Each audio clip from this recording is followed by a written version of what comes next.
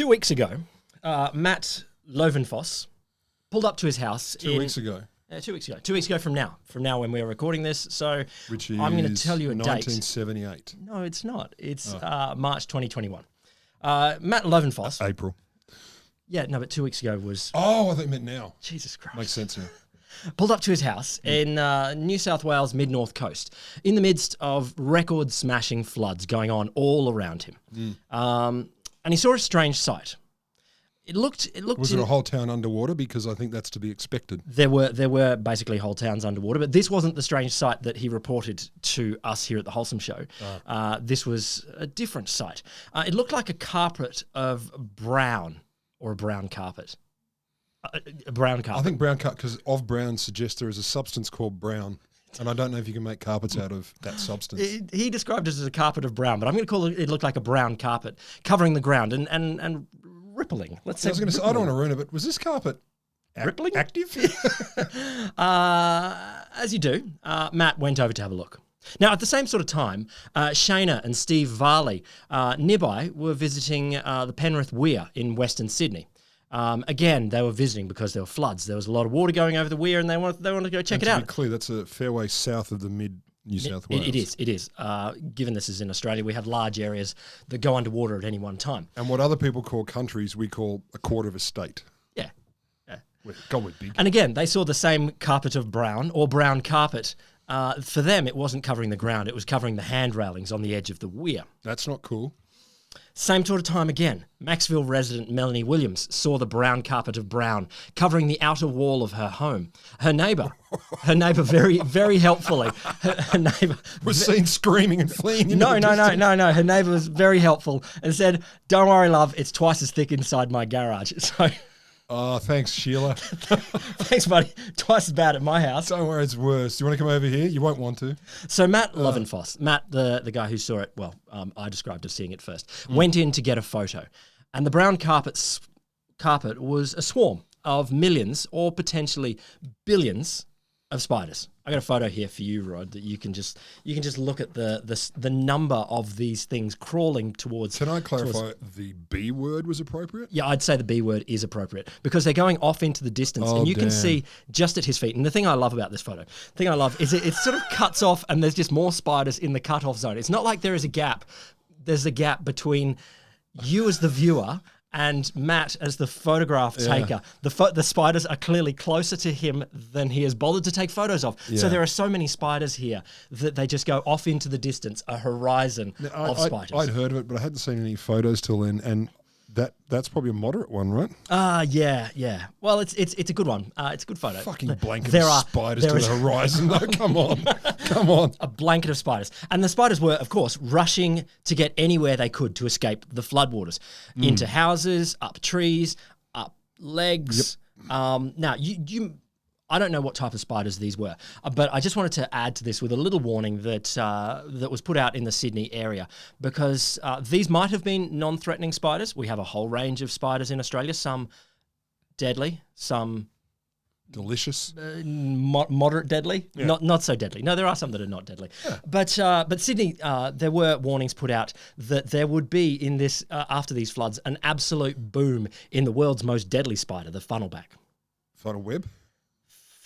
The funnel web. Yeah, the redback and the funnel web had a baby. Confused, but there would be an absolute boom in the world's deadliest spiders flocking to a fleet. No, flocks of funnel web. That's just a sea of glistening fangs. You've seen the buggers when they milk them? Their fangs are bigger than my fingers, and they drip poison like a horror movie. These are not good spiders. And this, Rod, is what I want to explore today. Animal swarms, why they occur, what's going on. But to tell that story, I'm going to focus on one incident in particular, one horrifying event that happened 150 years ago. So exciting.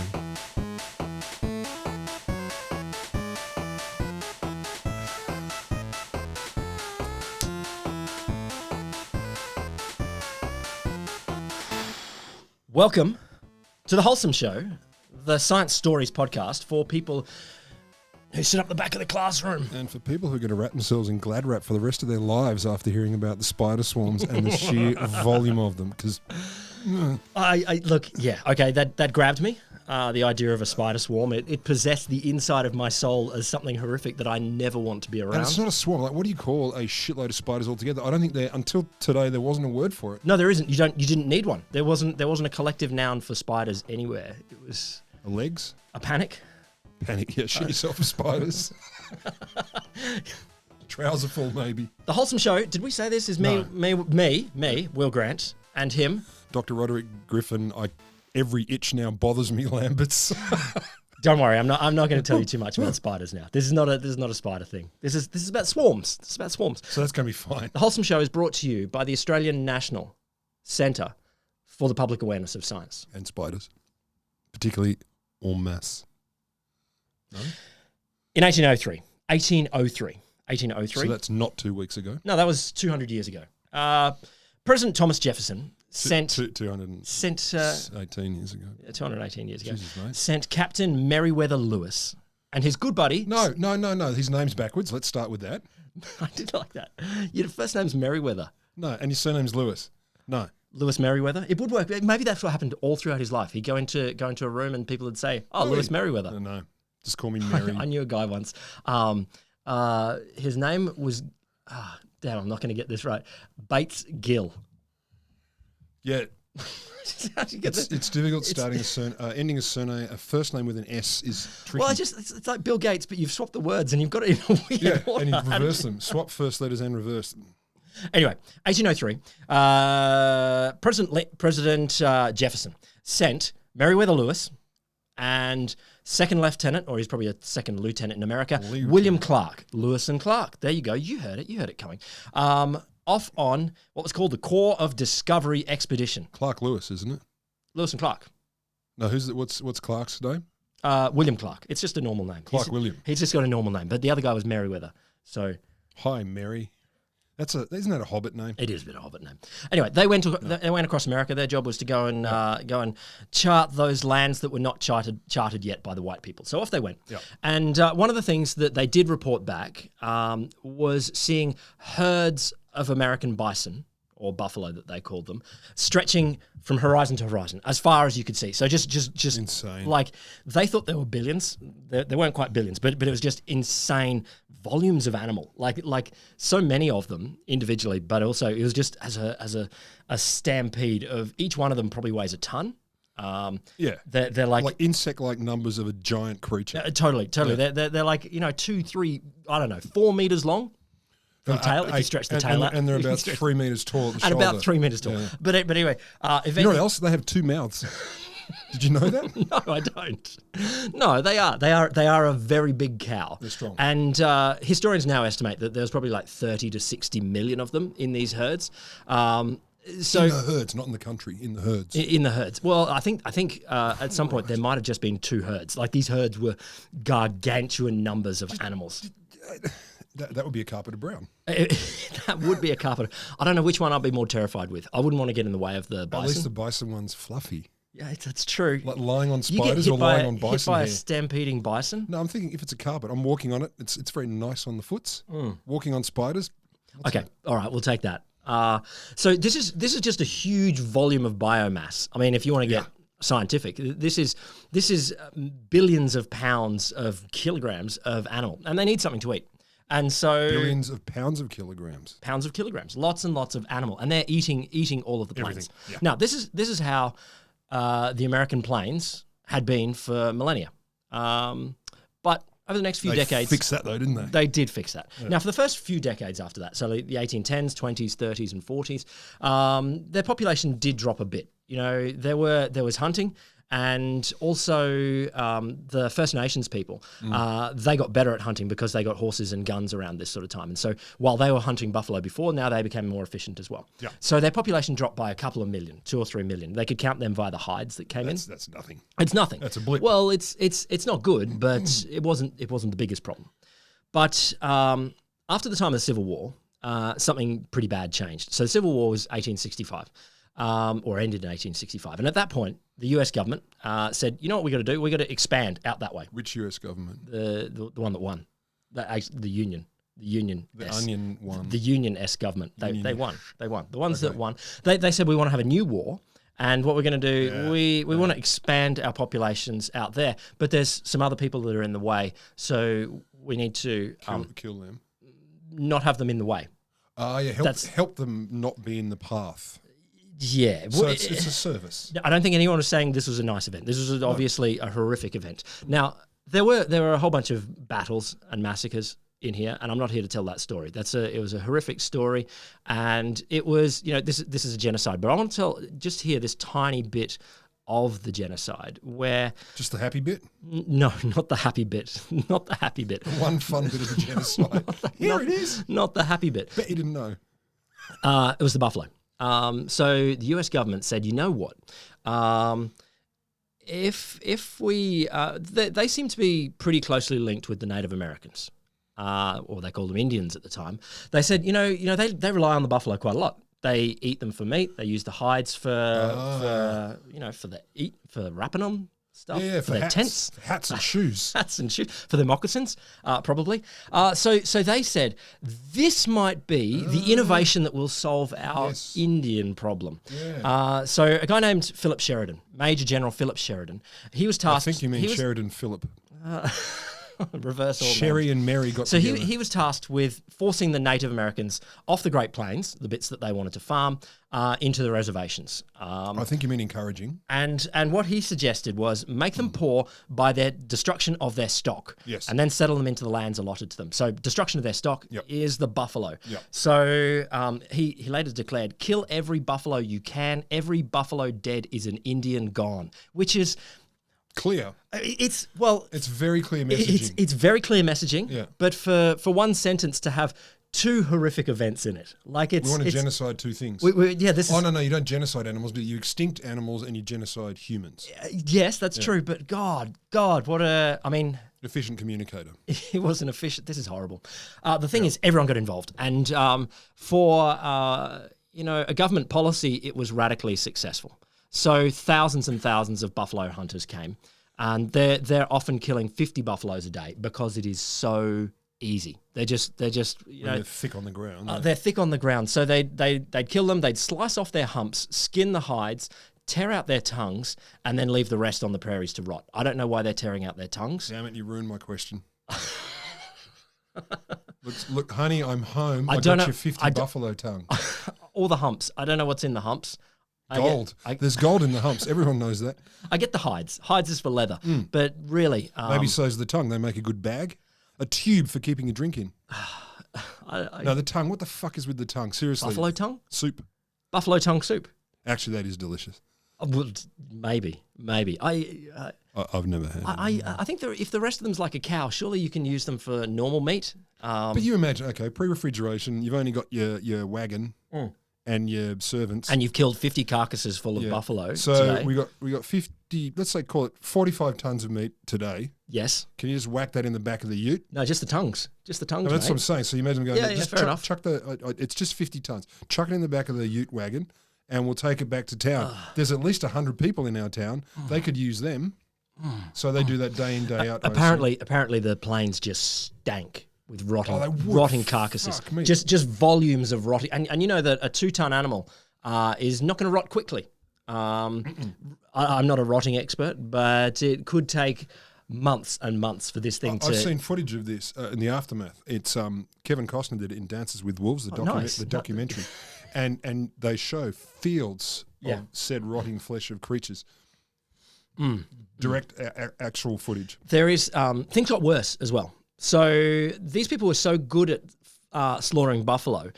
Yes, of course, that got the numbers down, and I'll come to that in a second. Yeah. But they actually they killed so many that it flooded the market, and the price dropped for buffalo hides. Perfect. And so they had to kill more to keep up their mortgage payments. So there was an added incentive to go out and kill more. Fuck, are these worth $100 each? Now they're worth a buck. And so you have to kill 100 times as many. Something like that. There was even this thing called hunting by rail, where it wasn't people catching the train to go out and hunt there, which they did. It was people leaning out of train windows, shooting buffalo. They're just shooting. Hunting's a pretty romantic word for taking pot shots at creatures standing there eating grass from a train. Yeah. It doesn't make me stoked. No, it's You've made me feel unhappy. It's a horrendous event. And I was looking through here, and the photos of people like Wild Bill Cody. Well, no, Hickok. yeah, no, they're not Bill Hickok, but Cody the buffalo. Pete Cody. Yeah. I'm big on Wild Western names. Pete Cody. Yeah, that guy. But anyway, you see the piles of buffalo skulls that are just meters and meters high. These pyramids that have been made of thousands and thousands of just the skulls. It's grotesque. And who makes the pyramid? Pyramid guy. But you got one more skull. Where are you going to put it? You put it in the pyramid. But also, where do I put this, Gary? Where do I put this? And he says, put it on the pyramid. Like, it's one at a time. Well, put it in a pile. Oh my God, it's a pyramid. But you've got to start with one piece of sand. Then you keep building. Then you build your own beach. Yeah, build another. But you've got to remove the flesh from the skull. Yeah, they go back months later. Oh, maybe it's a months later thing. I want you to nip out across these fields of rotting flesh and cadaverous awfulness, and just grab me the head bones. And I'd like, let's say 400,000 of them. But maybe, it's maybe in their old timey before they had cars and trucks. It's like you've got on the front of your wagon, you put your not just one skull, you put like 100 skulls. Yeah, it's very Mad Max. Badass. I'm a badass buffalo skull decorating guy. So from, what did I say, 30 to 60 million at the beginning of the century, so 1800. Mm-hmm. By the 1880s, there was only a few hundred left alive. 100? 100. Like that, like... Say nothing. What you will about ruthless sons of bitches, but they get the job done. Oh, they seriously did. And so they're off in places like Yellowstone Park, which were too difficult to farm and too difficult to hunt, so you couldn't really get rid of them. That's incredible. I knew it was bad. It's such a horrific event. But this isn't the event that I want to tell you the story about. Is it how we got rid of the spiders? No. Oh. No. This is the consequences of getting rid of the buffalo. Late one morning in July 1874, 12-year-old farm girl Lily Marks watched the sunlight dim and a peculiar darkness sweep over the Kansas sky. She described it as a moving grey-green screen between the sun and the earth. I assume it was just like nutrients and goodness. Yeah. In the sky. Yeah. In the sky. Coming to help everyone. Like a sort of grey-green cloud that's... coming to help the farmers. Shimmering a little bit. Someone else said, it looks like a huge cloud of snowflakes. It looks like a great white glistening cloud, like a cloud of white vapour. It seemed as if we were in a big snowstorm where the air was filled with enormous-sized flakes. And then the sound started up. And the sound, to me, starts quiet and gets deafening and is horrific all the way through. Engine levels. It's a whirring, rasping, chattering sort of sound. Can you start visualizing this? The screeching, of thousands and thousands of little tiny things, and they're beating against each other and frenzied. This would be one of these situations where the Bible wasn't wrong. The Bible was right on this one. A horrific sound rising to a scream and rolling over the land like some evil tide. The whirring and rasping cacophony of billions of mandibles. Actually, we'll say trillions. We've done the maths on this. I think that's fair. Trillions. In places, the sun was blocked for as long as 6 hours. They were in space? No. Damn. And then something from the cloud dropped, hitting Lily. It was a human body, wasn't it? It wasn't. She heard a ting, and it hit the house. And then another one dropped and hit a tree. And then some more thwacked into the picket fence. And then someone screamed out, "They're here. The sky is full of them. The whole yard is crawling with the nasty things." What were they? Locusts. Yep. And in particular, Rocky Mountain locusts. Oh, they're the toughest. Melana plus spiritus. Hang on. What's a locust? I hear you say. So I just want to do some biology here. What's a locust? You just asked it. What's a locust? Yeah, you forgot my Russian accent. What is locust? Yeah, I'll give you locust. Just a quick biology class. Locusts are basically grasshoppers, and they live most of their life. And can live all of their life as a sort of solitary insect, just wandering around, doing their own thing, eating leaves, doing nothing problematic. And usually voiced by George Clooney, I believe. Maybe, I don't know. But under certain environmental conditions, things change. Basically, when there's enough rainfall and moisture, or maybe when there's more food for them to eat on the ground, something like that. A bit more grass and stuff. More grass and stuff. Yeah. What a coincidence. Then they transform into what's called, and I love this. This is biologists with a great euphemism. It's called the Gregarious Phase. I've been through a few of those. It's not good. I'm being gregarious. Much better on the other end of those. So when they're solitary previously, then they're gregarious. And this means this happens when there's a large number of them around. So basically, if a lot of their eggs hatch and a lot of them survive until adult stage, then there's so many around that they go, hey, let's get gregarious. Let's party. And something that's weird, they change their physiology. Oh. So they sense one another around each other, and they actually change their physiology. Their brain changes, their coloration changes, and their body size changes. So they beef up?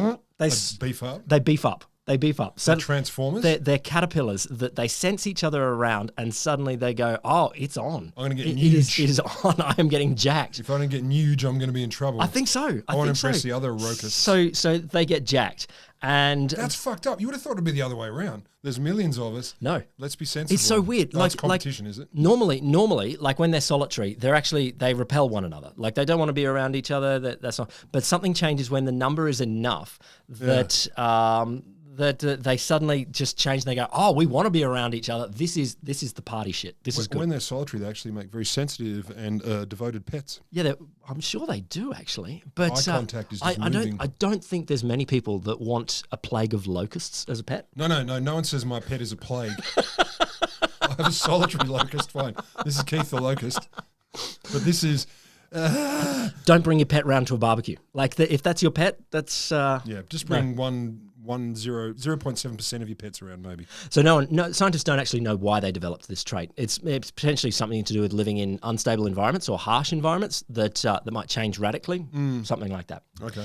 Anyway, the locusts that Lily Marks saw in Kansas started coming down. Previously in the sky, they're coming down, and at this point, they ate everything. Yeah. So they covered every shrub, plant and tree. I'll show you some photos later, but literally every shrub and plant and tree and everything that's there. Quite often, tree branches and the limbs off branches are breaking because there's so many on there. Like it's just a total insects. They like a single locust weighs less than nothing. Oh, a gram or something like that. Let's call it a gram or 2 grams or something. No. Yeah, there's lots. Well, I'll come to how many locusts were in this plague in a bit. Science experiment. I want you to go out there. Here's let's call it a bajillion locusts in a trailer. Yeah. I want you to put enough of them onto that branch till the branch snaps. I know. You'll be there a long time, one at a time, because you've got to count them. No. They flattened and devoured corn stalks and reaped fields of grain. They picked clean whole watermelon patches, and I like this one, stripped fruit trees, leaving peach pits dangling from the empty branches. Yeah, they got taste. I just love, there's the stones still dangling there, and they've taken all the flesh off. Even birds don't do that. I don't know if are you going to tell us other things they ate? Because I think I remember hearing something terrible. I will tell you some other things. I won't say anything. Yeah, I will. They scoured the fields of crops, the trees of leaves, every blade of grass, the wool off sheep. The wool? I didn't know that one. The wool off sheep. So the sheep are going, bah, and feck me, I'm naked. They ate all the wool off the sheep. And it wasn't even with a gentleman's intervention. They ate the harnesses off horses. Yeah. The paint off wagons. The paint. And the handles of pitchforks. Which is an insanely Looney Tunes sort of thing. Like it's such a like the farmer going out there and they've eaten your pitchfork. Just your handle, but the paint. What was the paint made of back then? Like honey. I don't know. Paint. I don't know. That actually is the weirdest thing of all of those.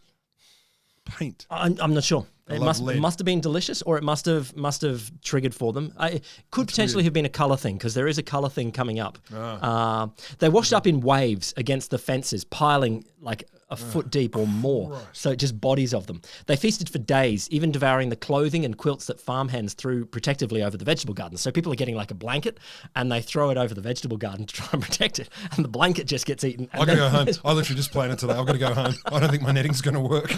Okay, so they've eaten everything outside. So what do the locusts do? They go inside. No, they don't move on. They say, thank you very much for the meal. Oh, they will move on, but they'll try inside the farmers' houses. So they're clearing out barrels and cupboards and devouring anything not secreted away in wood or metal containers. They'd shred For God's sake, don't paint them, though, because... the curtains, the clothing, everything there. So we're talking anything they could actually chew, they would Anything they have a can crack chew. at. If you Anything they it, can you chew. eat it. There are just so many of them that they're all kind of desperate for food at this point, and anything they can eat, they will eat. And so that's the response, basically just chew. If anything gets in front of you, start gnawing on it. If that doesn't work, go to the thing next to it. that's it. There you go. I've had days like that. Where was this? So they go at night. Farmers would try and close the doors and batten down the hatches, try to go to bed. They'd shake out their bedding to dislodge all of the locusts. So there's all of the locusts in their bed. And then they'd wake up in the morning and there's a whole pile more locusts in there. The air is literally alive with them, a New York Times correspondent wrote. They beat against the houses, swarm in against the windows, covering the passing trains. They work as if sent to destroy. Now, here's a story that I like. I don't know if this one's true, but she said it. Let's say it is. Adelheid Witz, a Kansan woman, claimed to have the clothes literally eaten off her back. I was wearing a dress of white with a green stripe. Oh, yeah. And the grasshoppers settled on me and ate up every bit of the green stripe in that dress before anything could be done about it. Just the green stripe? Just the green bit. Just the green bit. Oh, not like everything. God, that was a very teasy start, though. I know. But it's in between cartoon and weird niche porn. Oh, totally. Very carry-on movie. I don't doubt that's true. That carry-on Locusts would have a whole lot of people losing their clothes. If that's a pitch, I accept. I think we can make that. I don't want to make that. Because you can't give consent in that sort of situation. So that's Will Grant film. That's not good. Don't worry, man. I'll give you full credit, and that's fine. Here's another gross bit to the story. So overnight, as the weather got a bit colder. So the locusts were there for quite a while, but as the weather got a little bit colder, they'd settle on the railroad tracks, which absorbed the heat of the day, and so they were warm, and they retain it well into the night. But as the early morning gets cold, the locusts are either frozen to it or a little bit stiff, sluggish, and so the trains would come over and would mash like millions of these locust bodies and make this slippery, gooey mess that meant the trains couldn't get through. And they couldn't go up hills because there was so much traction. Goo. There was so much locust goo on the tracks under the wheels. So basically, it was frictionless. The best lube, train lube. It's so gross. Probably smelt all right, though. No. I can't. Ooh. It didn't. Oh, let's rot a bunch of insects and leave them lying around. So what's better? The rotting mound carcasses of buffalo meat, or locust goo, plus all of the locust shit. Oh, plus lots of locust shit. The shit! I didn't even think of that. I forgot insects poop. This was great. This was probably the biggest swarm of anything there's ever been. Give us time. We're working up to that. Now, obviously, we don't know the details on things before humanity, and there will be a variety of ways of counting it. But if we just go on sheer biomass, the numbers are insane. So a map produced by the state of Missouri a few years later said that the 1874 infestation went from the eastern slope of the Rockies into western Iowa, Minnesota and Missouri, and up from the Canadian prairie all the way down to Texas. So this covered north to south of the country. I'm just visualizing because I have a very good brain for your maps geography is good. Very good. All you need to go is Texas is at the bottom, at the south, and Canada's at the top. And it went all the way through there. But did it divert around the middle? I mean, no, isn't that how maps work? It was covered. I'll give you another way of visualizing the whole width of the country. So from north to south. Not the width, the girth. It's weird because height. The height of the country. The height of the country. Even though that's not the longest length of the height doesn't have to be the longest. You can be fatter than you are tall. That's true. Haven't you seen my 600-pound life? No. Spectacular documentaries. So it covered an area when they later worked it out, covered an area combined to equal all of the states of Connecticut, Delaware, Maine, Maryland, Massachusetts, New Hampshire, New Jersey, New York, Pennsylvania, Rhode Island, and Vermont. So if you map that, that's all of New England. This is covering a bigger area than this. There is a swarm, and it gets a bit confused with this one that happened in 1875. Oh, yeah. And I was going to ask. The reason it gets confused is that a guy named Albert Child went out and started counting. No, I'm sorry. That's definitely Child Albert. That's definitely got to be reversed. This is my kid, Child. He went out and counted. So this was a huge swarm, and he telegraphed all his friends in the neighbouring towns to work out how big it was. It's really big. Come on. He watched it move over the towns for 5 days, and he estimated the swarm was 1,800 miles long and 110 miles wide. So he got people in. And now here's the thing: this is the 1875 swarm, which he worked out covered 198,000 square miles. Sorry, the one the previous year was 10 times as big. No 10 way. times as big. It was just literally vast. So they reckon. How is anything left of those states? Like even today, how's anything left? They ate to the ground. So they reckon it was 12.5 trillion insects. I just love it. So it's just a vast volume. It was just so vast, all covered in locusts. The word trillion is a real sticking point. It becomes meaningless. I know. Yeah. I know. It's just epic numbers. But I think it does give you a picture when the smaller swarm, this is the 1875 one, 1,800 miles long and 110 miles wide. You can kind of get a grip of that. So 110 miles, it might take you an hour and a half or 2 hours to drive across it. Not the way I drive, man. Okay. Twin turbos, mate. Sure. Fucking All right. fast. Barely 45 minutes, but 45 minutes going fast. 30 on a straight. 30 to 45. Yeah, sure. Only on the back wheels, though. But all going the other way, and that's driving across it. You go lengthwise. 1,800 You could drive your whole day. You could drive quite a few days. 1,800 miles. And you are still in the middle of the swarm, and this is the smaller swarm that happened in 1875. What a shit disaster movie this would make. Like, The Rock could not outrun this. It would be impossible in either direction. He could helicopter pilot through it. I think Could he? squeezed into a helicopter. Yeah. They've made a tunnel of invisibility or ambivalence. No, it wouldn't work. All right. Farmers, didn't accept this lying down. Of course not. You wouldn't accept it lying down. No, because their bedding had been eaten. So first of all, apparently they tied their pants legs with string, but So they ate the string.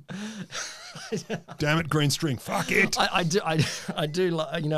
You would learn that lesson pretty quick, wouldn't you? Like oh, What's that on me? I got locusts up my trouser legs. I can't tell if I love it or hate it right now, but. So obviously, what are you going to do? You start beating the locusts with blankets, but what's going to happen to your blankets? They'll get dirty. No, they get eaten. They get eaten. So the blankets got eaten. So that didn't work. They tried exploding gunpowder charges. I'm going to shoot him. They tried to. Yeah, they did. They blasted the swarms with shotguns. How hilarious! I know. Just the it's volumes. Like, they're like going down to the beach. I'm going to shoot me some waves. I just This like will teach them. Best case scenario. You've got your shotgun with Let's say 8 shells. buckshot in it, and each one can kill 100 locusts. That'll show them. Yeah, there you go. You know what that is? That's a warning to the rest. Maybe they'll get scared. Yeah. They would wail at them. Wail. I don't Go away. Or maybe that's wailing at them with wood planks and farm implements. So they just swing at them. They're just swinging at them. Right. And they're lighting fires. Lily Marks. Holy shit! If those things were actually quite combustible, you imagine you get one burning, and suddenly the sky's full of burning locust meat. That would be the thing. You think, okay, fire, maybe that might, and fire and smoke, maybe they might avoid that. So a bunch of people tried this. So Lily Marks. If they burnt, this would be the problem. So you remember when they were going to test the first nuclear bomb? Yes. There was a credible risk of incinerating the atmosphere, or at least a fear. Yeah. Sorry, credible fear. Yeah. This would scare me more. We're going to burn some locusts. What if they all burn at once? I do like that. Like, woof, it worked. Oh, fuck, it worked. Little tiny fire. Yeah. 1,800 miles long worth of the sky on fire with locust meat. They proved that theory wrong. That's good. Because Lily Marks, she was the girl that I said first saw this. Yeah. Her dad, they dug a trench around their fence line, filled it with sticks and leaves and started a fire. But for some reason, there was so many locusts that they just smothered the flames anyway. Oh, come on. So they can't keep the fire going because the locusts are just dying on it. You guys get down there. Okay, they invented a few other things. There's something called a hopper dozer, which was a sheet of metal that they had. They covered it with tar, and they were hoping that the locusts would stick to the tar. Sure. And then they would drag it through the fields. And so 1,000% of them stuck to the tar. Yes, it worked. Congrats. But then you got 400 locusts, and what do we do with the rest? It's great. Some other guy named J.A. King of Boulder invented a horse-pulled suction machine that worked like some sort of vacuum cleaner, sucking locusts into a hopper and then a bag for easy disposal. So the bag was infinity big? This is the thing. It's like, even when they work, what is your best case scenario? Yeah, I got some. So it worked a little while, and then it would get clogged full of crushed locusts because it can't handle the volume. So they were damaged by their success. Well, they had inventions and they didn't do anything. No, they did not. They did so well they got clogged. That's a very successful machine. I mean, a shit vacuum cleaner doesn't get clogged because it can't suck anything up. That's true. No suction, no clogging. Yeah. Like it's unclogged. What a great vacuum cleaner. So they needed a Dyson because others clog but theirs don't. We are brought to you by Dyson. Later on, they Nebraska passed a law that everyone between the ages of 6 and 16 had to work at least 2 days eliminating locusts or face a $10 fine. And then they had bounties for them. This has been out like great rat plagues and stuff. They've all done it. Totally, yeah. They paid money for it. Bring us the scalps. But ultimately, as you can guess, like this, you just imagine that scale of locusts. There was nothing they could do. So a lot of First Nations people, they moved. Like if you're not so tied to a particular property, you get out of the way. The prairie people. The settlers, they were stuck on the farm. Yeah. And so things weren't great for them because you could imagine all of your food and your clothing and your pitchfork handles are just getting eaten in front of you. No matter what you do, it's just getting devoured. And so I got a theory, but I bet they didn't use it. What? Eat the damn locust. They did. They did. No, I'll tell you that in a second. It wasn't hugely. But it did help some people. In 1874, during the locust plague, there was a report in Kansas that just one family in 10 had enough provisions to last through the winter. So it was. And, not only had they eaten everything, but anything that was left, like all the water streams were full of locust shit and dead bodies. Yeah, right. And so that had turned, like everything, it was desperate straits. Like this was horrible. There were definitely people that died because of this. And we're talking about 200 years ago, did you say? 150 years, 1874. I'm amazed there was recovery, honestly. That could have, literally salted the earth. Literally, you know what I mean. It's that level of devastation, and it would have been so horrific for everyone involved, and it would have lasted for quite some time. So there's definitely stories.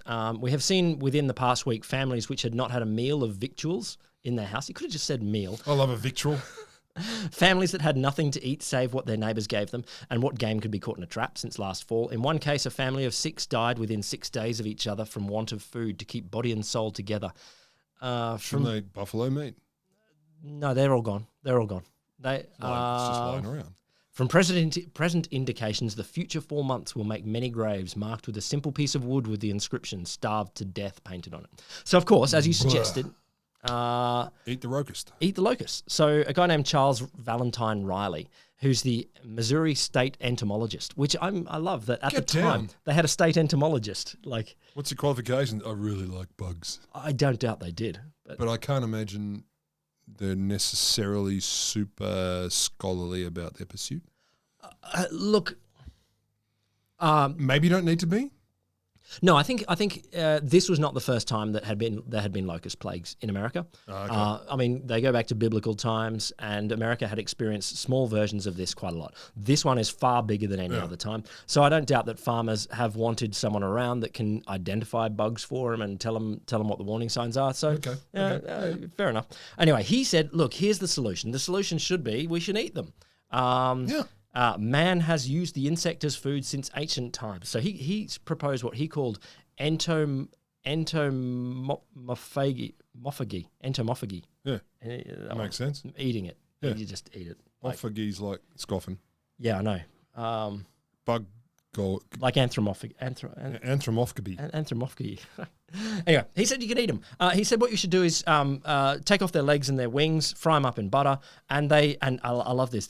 It yields an agreeably nutty flavour, and everyone describes it as nutty, or a little bit like chicken. It's just chicken nuts.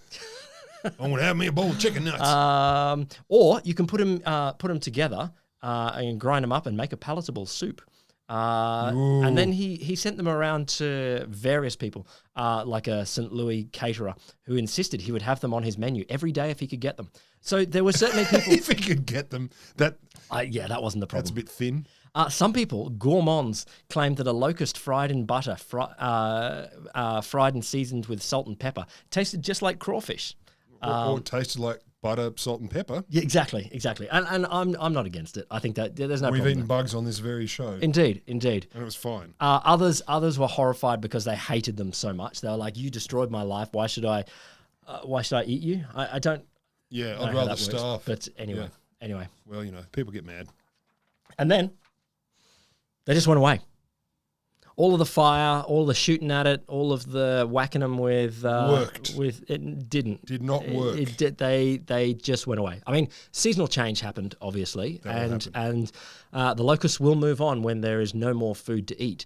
It's thought that ploughing, irrigation destroyed a lot of the egg cases in years to come. Yeah. And I think maybe they hit the ocean. They hit the Gulf of Mexico and went. Got all the way there. We can't swim. Oh, no, locusts can cross oceans. There are other plagues that have crossed oceans. What do they eat? What do they eat? Salt.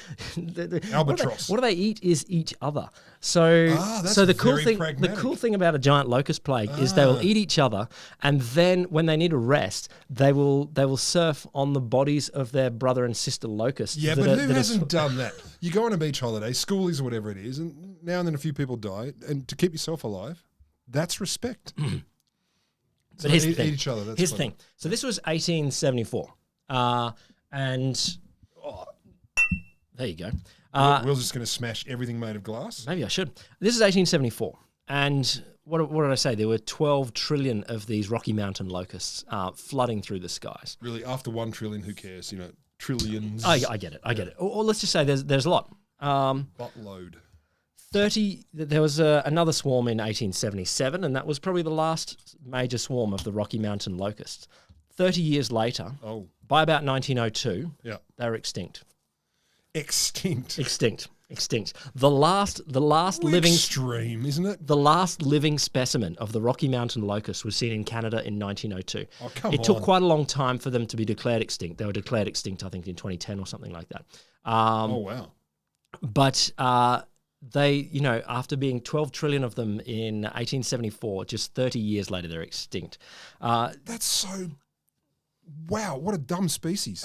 What a dumb species. I think we come might on. blame someone else here. No, I blame them. You idiots. Let's go so hard that everyone goes, oh my God. They live their I'm life sick of it. like a candle in the wind. Didn't they? Or like 14 trillion candles making their own wind.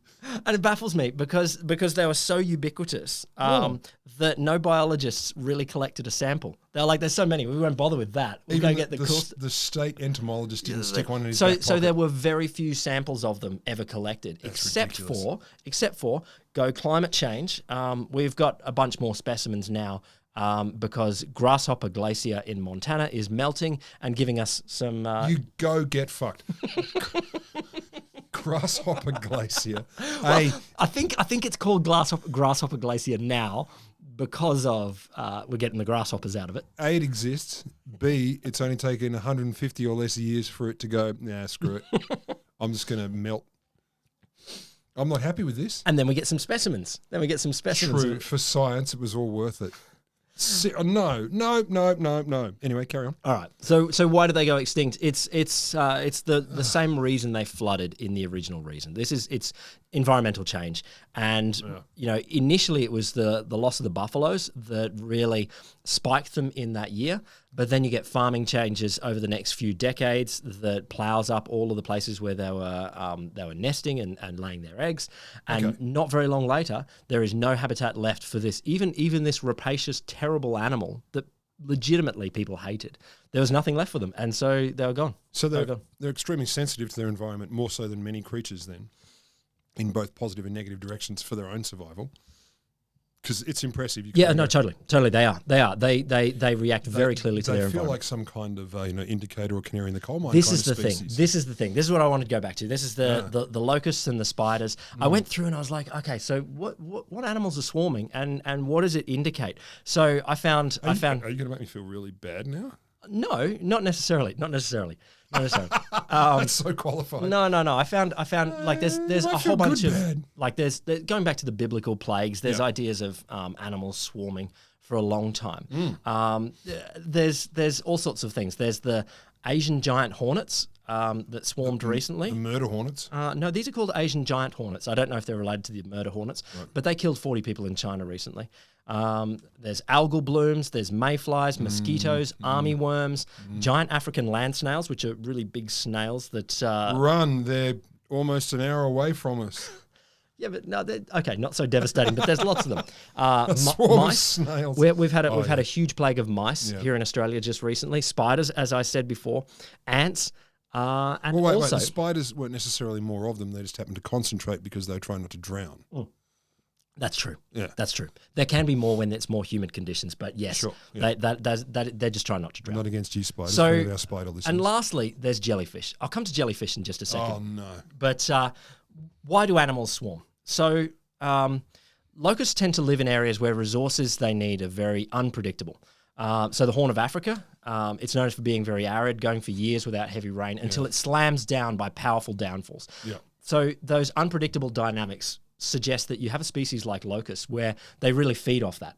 They have a huge year, like literally massive, and they can have so many eggs that many of them will die, but then suddenly they can all take wing with that. So they're totally party animals. Yeah. And so these adaptations have existed for millennia. Yeah. Like they've been around for, there have been droughts for forever, and there have been swings in ecosystems all the time. But here's the big change, of course, is us. It's the Anthropocene. We come into this, and then Do we count as a swarm?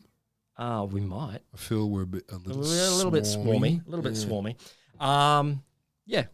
We have come in and destabilized these environments so that we are getting more of these sorts of swarms. God, we're good at everything. Yeah. Yeah, you make it so that suddenly we have drought conditions that climate change might bring about, and then climate change might bring about flooding rains, we get all of those things. So animal swarms, here we go, is going to be something that we may well see more of in a climate change world. And so here's the little epilogue I want to end on. In 2009, the Daisan Shinsho Maru is a fishing trawler. Oh, I was going to guess that.